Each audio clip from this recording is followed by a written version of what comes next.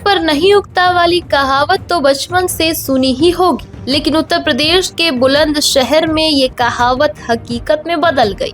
यहाँ एक पेड़ से अचानक 5-500 के नोटों की ऐसी बारिश हुई कि नीचे खड़े लोग दंग रह गए।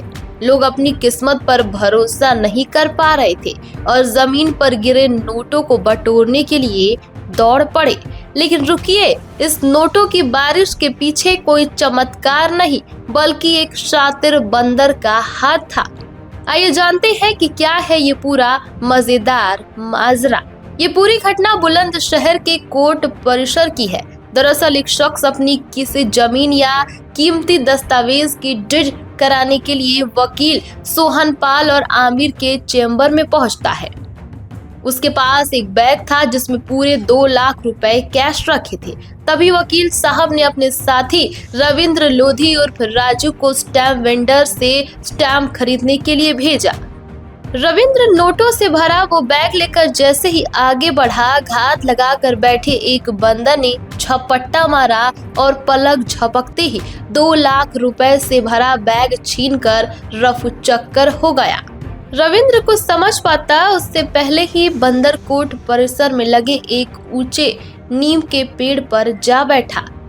अब बंदर बाबू पेड़ की डाल पर आराम से बैठ रहे थे और नोटों की बारिश करने लगे। उन्हें लगा कि बैग के अंदर शायद खाने का कोई सामान है, जैसे केला या सेब होगा। लेकिन जब बंदर ने बैग को फाड़ा तो अंदर से निकले चमचमाते हुए 5-500 के कड़कड़ाते नोट। खाने की चीज न मिलने से गुस्से में बंदर ने वो नोट हवा में उड़ाने शुरू कर दिए।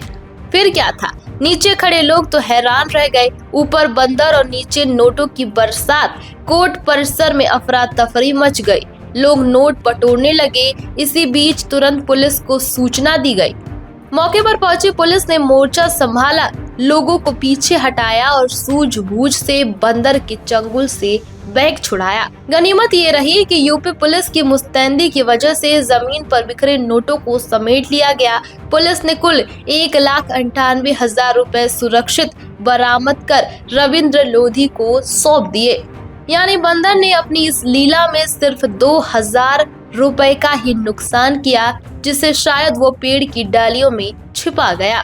तो भाई, इस रॉबिनहुड बंदर की हकीकत ने न सिर्फ पीड़ित की सांसें अटका दी, बल्कि पूरे बुलंदशहर में इस घटना की जोरों शोरों से चर्चा हो रही है। इस अनोखी नोटों की बारिश और बुलंदशहर के इस बंदर पर आपका क्या कहना है, कमेंट में जरूर बताइएगा।